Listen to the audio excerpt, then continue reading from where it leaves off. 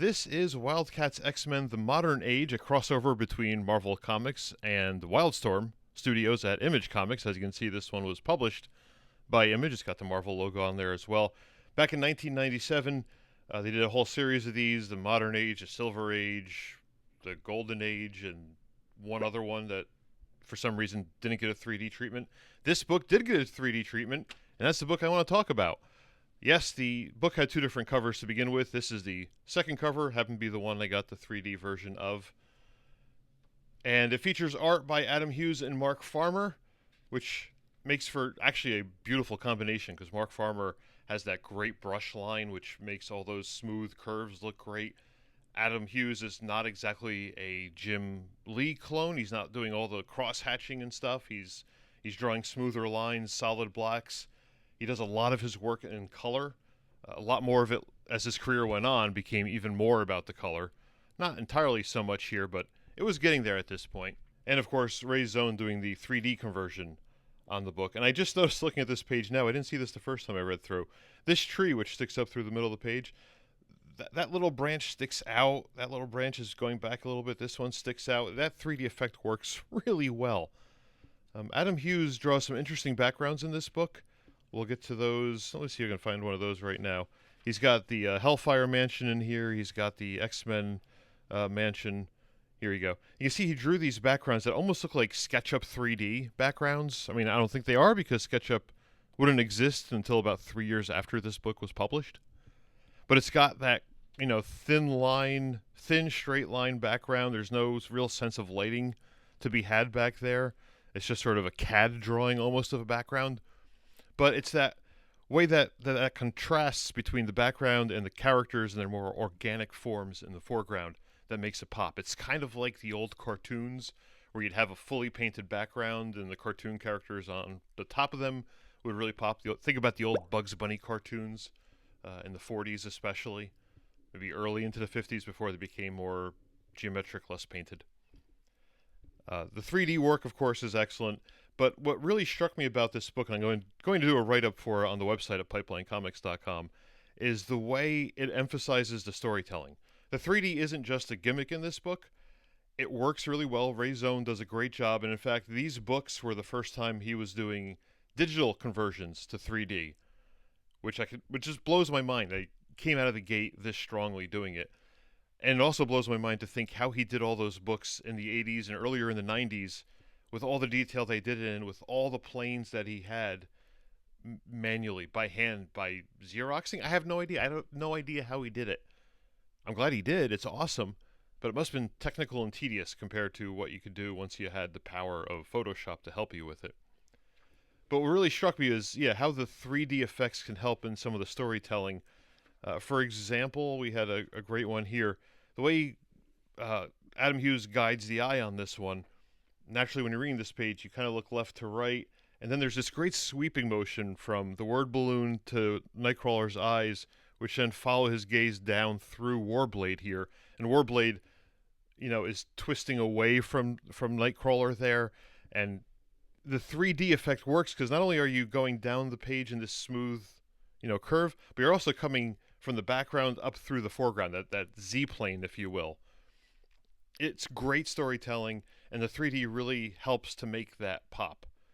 And I think also what I was mentioning before about the super thin-lined backgrounds with the organic characters in the front, they really pop out as well because of the 3D conversion. Not just the way the ink line changes and the form and style changes, but that 3D really helps. This panel struck me really strongly because you get this sort of zigzag motion going as you're reading the page, going back and forth in smaller and smaller conversions, but you're going deeper into the panel each time. It was about the third time I read this that I realized Emp was sitting on the couch there because he's kind of a little guy.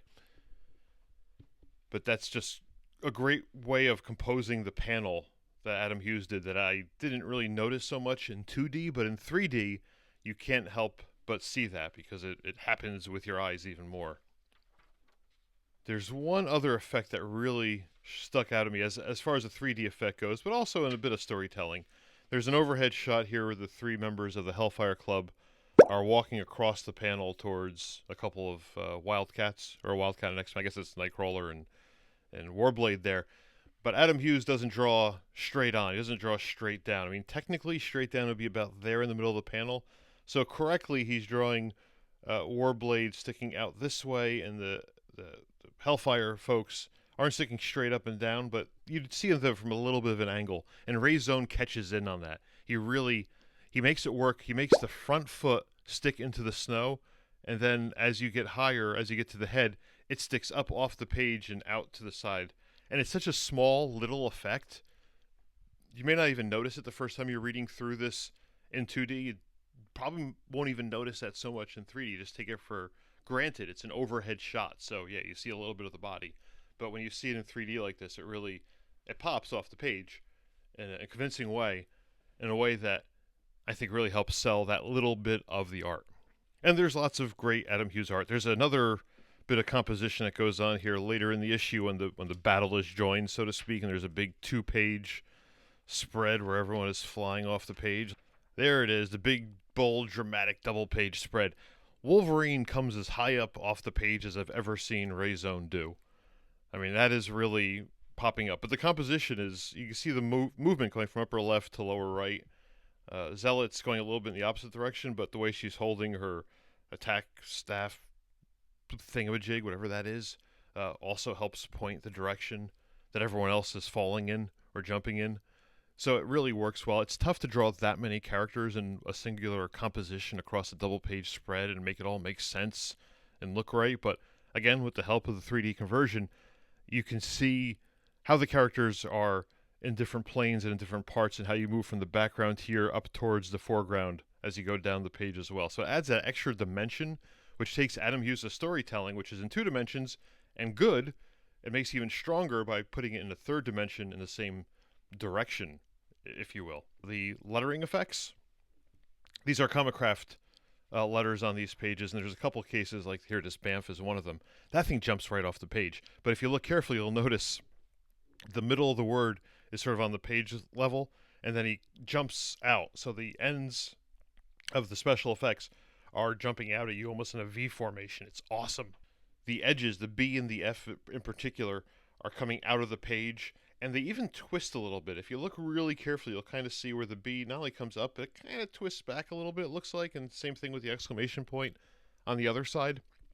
So Ray Zone, when he was doing these conversions, thought of everything. He didn't just think about the art, but he thought about the lettering, which, normally stays sort of on the page with the art pushed back or jumping forward. But here, when you have a big sound effect like that, or you have a big sound effect like this boom or this rumble, which, because it's purple, has a little bit of red in it, so you kind of have to focus in on it a little bit to see it the best way possible. But it really works. So lettering is also a key part of any 3D conversion, and so it's good to see. This is a great page here. All these characters are floating in air on different planes in the background. And because Adam Hughes drew characters in the foreground and in the far background, and this little bit of land here is in the midground, you get that full 3D look. You get the full depth of the page. It's not just a matter of having thicker ink lines to indicate that someone's closer to the reader and thinner ink lines to get them further back and to draw them a little smaller so they look more distant. The 3D really enhances all those tricks to make a really cool image.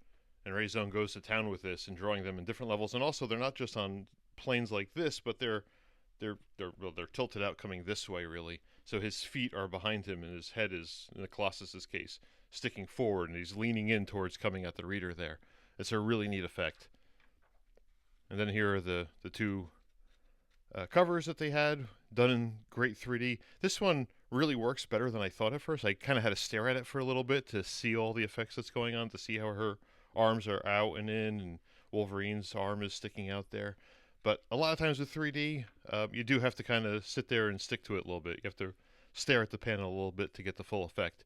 And here's Ray Zone's biography, which is also, of course, with a picture in 3D. So that is the WildCATs X-Men, the modern age.